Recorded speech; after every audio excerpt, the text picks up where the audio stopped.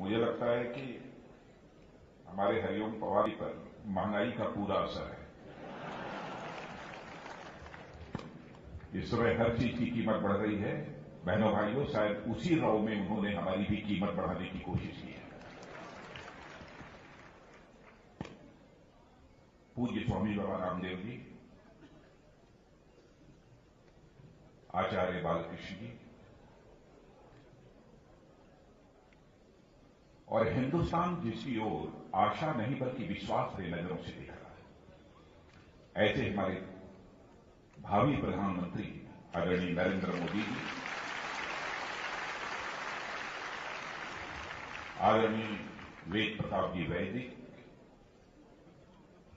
आदरणीय हरिओम पवार जी, यहां उपस्थित मेरे सभी सम्मानित बहनों एवं भाइयों, पातंजलि योगपीठ और साथ ही साथ भारत स्वाभिमान न्यास, इसकी वर्षगांठ है आज। और इस वर्षगांठ के अवसर पर पूज्य स्वामी जी ने आप सबको अपनी शुभकामनाएं दी हैं, आप सबको अपनी बधाई दी है।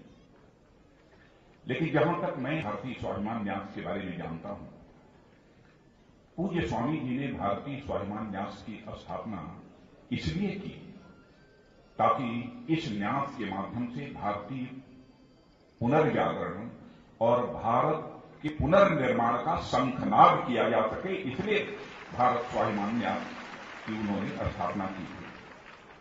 और मैं ऐसा मानता हूं कि अब इसका असर देश में दिखने लगा है। देश की जनता परिवर्तन के लिए पूरी तरह से व्यग्र है। लोग चाहते हैं कि देश में परिवर्तन हो और साथ ही भारत एक हमारा विकसित भारत बने, हमारा यह स्वाभिमानी भारत बने, यह लोगों के दिल की तड़पन है।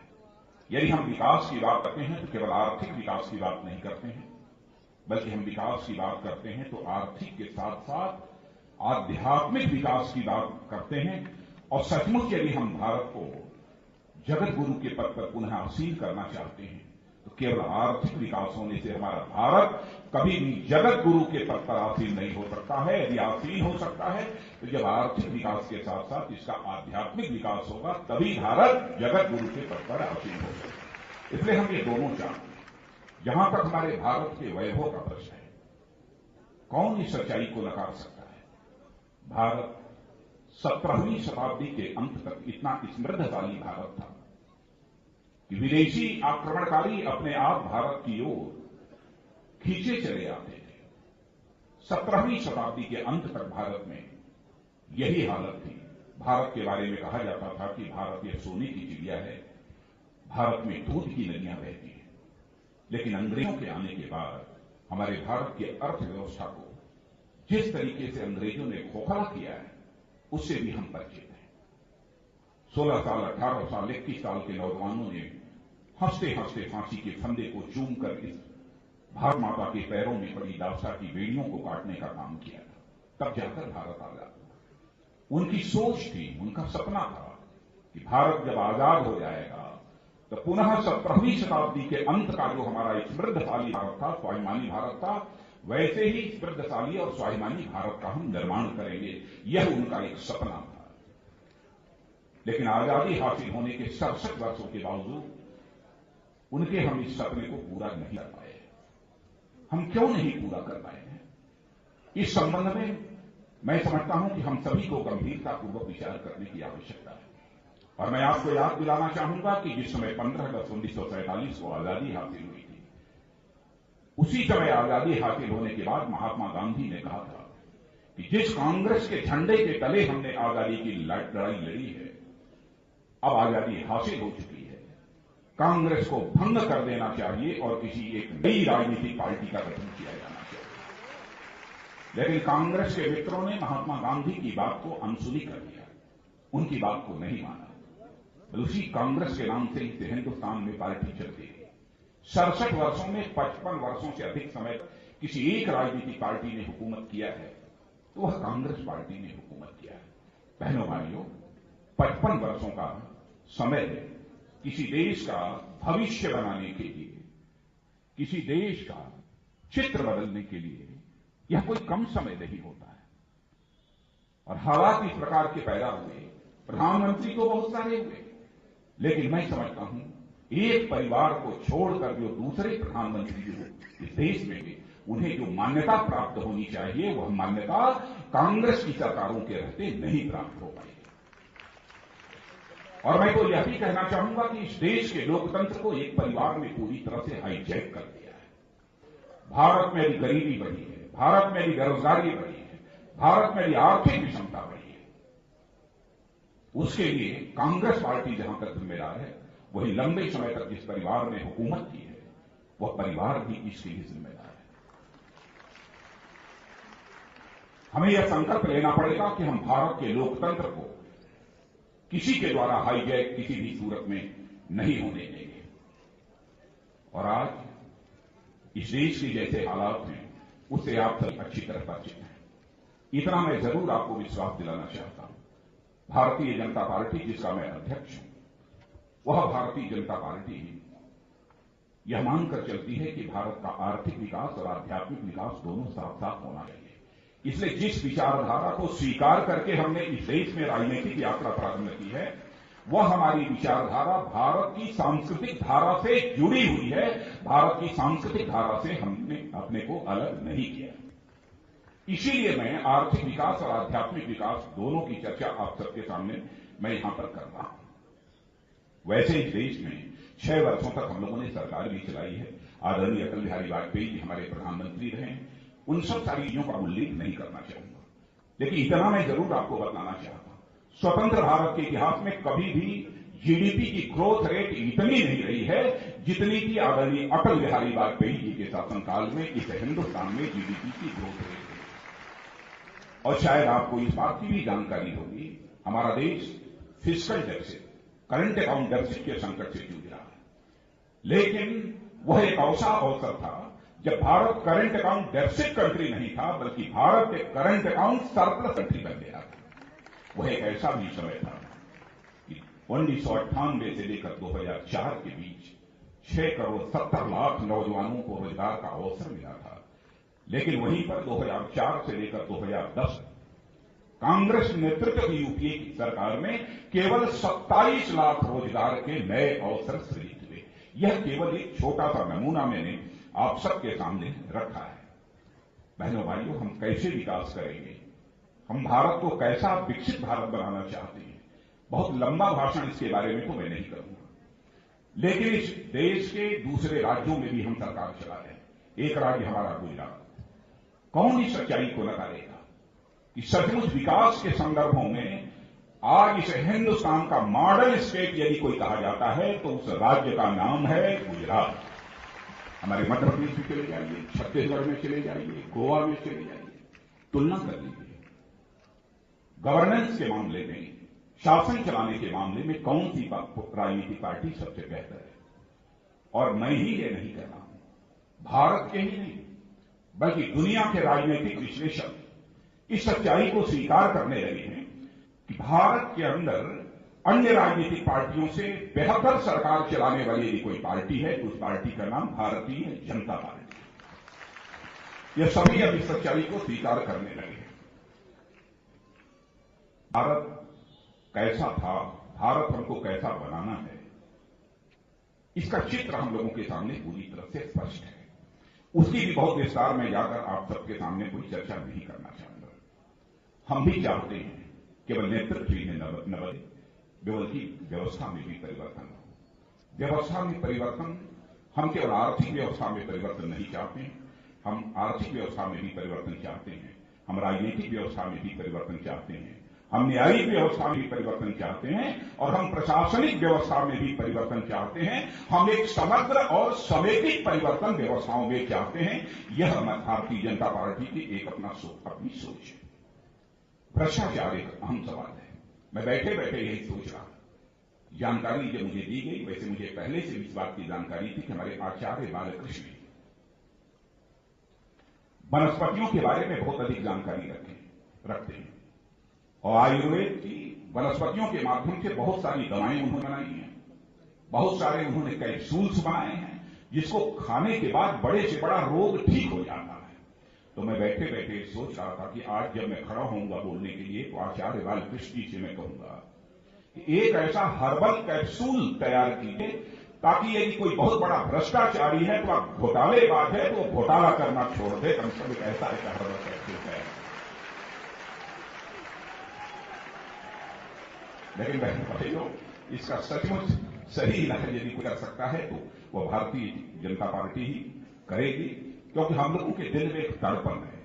हम राजनीति केवल सरकार बनाने के लिए अथवा सरकार चलाने के लिए राजनीति नहीं करते। हम राजनीति यदि करते हैं तो समाज बनाने के लिए राजनीति करते हैं, देश बनाने के लिए राजनीति करते हैं। इस संकल्प के साथ हम लोग राजनीतिक क्षेत्र में काम कर रहे हैं।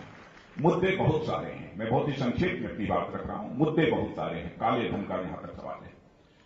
काले धन के सवाल को लेकर मैं समझता हूं सारा देश चिंतित है, और काले धन के विषय के कारण, इस मुद्दे के कारण केवल हमारी देश की अर्थव्यवस्था ही खोखली नहीं हुई है, बल्कि मैं मानता हूं कि भारत के स्वाभिमान पर यह गहरी चोट पहुंची है।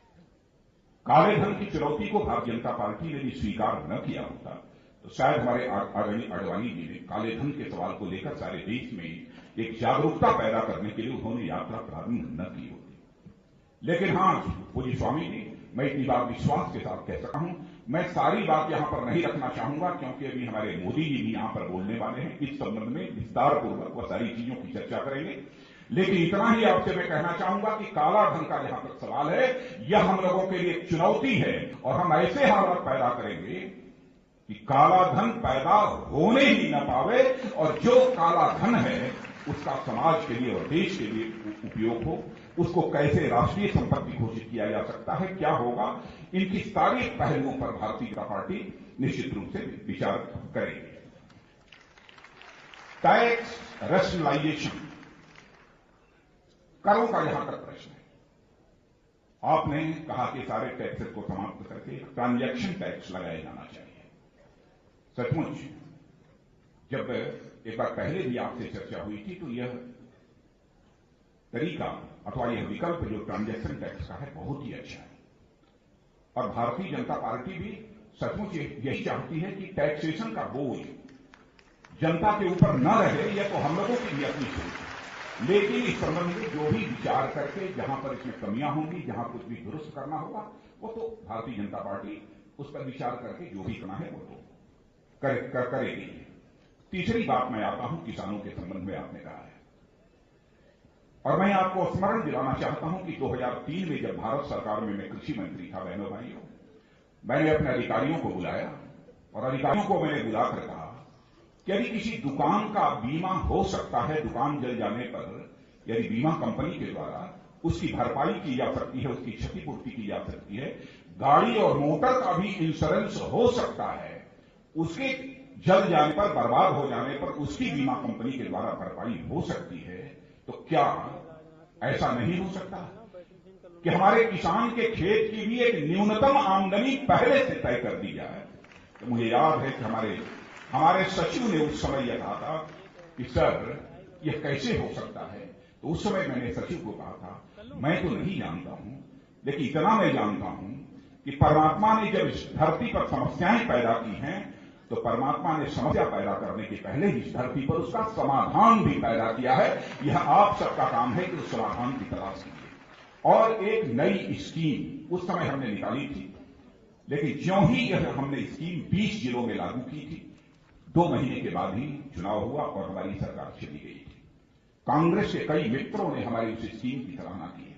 उस स्कीम का नाम है फार्म इनकम इंश्योरेंस स्कीम, कृषि आय बीमा योजना। और बहनों भाइयों, हमारी पार्टी में इसको लेकर कहीं विमति नहीं है। भारतीय जनता पार्टी आएगी तो कृषि आमदनी बीमा योजना लागू करेगी। हम बुआई के पहले ही खेत की न्यूनतम आमदनी तय करेंगे। लोगों ने कहा काम बहुत कठिन है, लेकिन इसको किया है, हम लोगों ने एक्सपेरिमेंट किया है। तत्कालीन वित्त मंत्री जसवंत सिंह जी ने कहा यदि सारे देश में भी लागू इसे करना हो तो मैं अपने खजाने से पैसा देने के लिए तैयार हूं। यशवंत सिन्हा जी भी थे, सब लोगों ने इस बात को कहा, और साथ ही साथ न्यूनतम समर्थन मूल्य निर्धारित करने के लिए भी जो स्वामीनाथन कमीशन की रिकमेंडेशन है, C2 प्लस 50% की तरफ अब इस संबंध में भी हम लोग गंभीरतापूर्वक विचार जो भी हो सकता है करेंगे।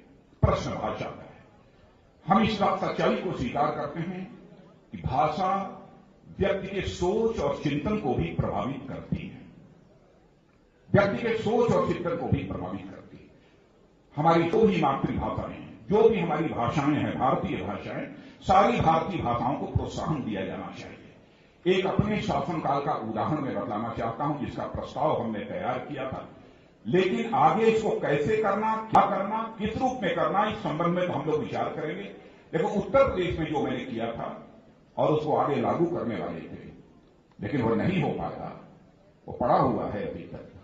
हमने कहा था प्राइमरी एजुकेशन, प्राथमिक शिक्षा भारतीय भाषाओं में ही दी जानी चाहिए। उसके बाद अन्य किसी भी भाषा को यदि कोई पढ़ना चाहता तो उस भाषा को पढ़ सकता है।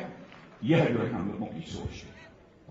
तो बहनों भाइयों, इन मुद्दों पर विशेष रूप से मुझे यही कहना था और इतना जरूर कहना चाहता हूं, भारत लगता है आज एक स्वाभिमानी भारत नहीं रह गया। जैसा अरुण जी कह रहे हैं कि पाकिस्तान हमारे देश की सीमा में आता है, हमारे सेना के जवान की हत्या करने के बाद उसका सिर कुचल देता है, एक जवान का सिर धड़ से अलग करने के बाद सिर अपने साथ ले जाता है। चीन भारत को चारों तरफ से घेरने की कोशिश कर रहा है। हमारे भारतीय राजनयिक की गिरफ्तारी होती है और केवल गिरफ्तारी ही नहीं होती है, बल्कि उसके साथ बदसलूकी भी होती है। ऐसे हालात इस देश में कांग्रेस की हुकूमत ने पैदा किए हैं। भारतीय जनता पार्टी की सोच है कि हम एक विकसित भारत का निर्माण करेंगे, एक स्वाभिमानी भारत का निर्माण करेंगे और ऐसे भारत का निर्माण करेंगे कि इस भारत का कोई भी सपूत दुनिया के किसी भी कोने में जाता हुआ दिखाई दे तो लोग यह कह रहे हैं यह स्वाभिमानी भारत का स्वाभिमानी सपूत है। हम यह आवाज दुनिया के मुंह से सुनना चाह रहे हैं और हम सारे लोगों का विश्वास जिस नेतृत्व के ऊपर है, उस नेतृत्व की घोषणा भारतीय जनता पार्टी ने कर दी है और आपके सामने ये प्रत्यक्ष हमारे बैठे हुए हैं, हमारे श्री नरेंद्र जी मोदी। इन पर हम लोगों का पूरा विश्वास है। रेलवे के प्लेटफार्म से चलकर वह गुजरात की सत्ता के प्लेटफार्म पर पहुंचेगी और रेलवे के प्लेटफार्म से अब वह चलकर इस हिंदुस्तान के सत्ता के प्लेटफार्म पर वह पहुंचे। इसलिए हम सभी को पूरी ताकत के साथ काम करने की जरूरत है।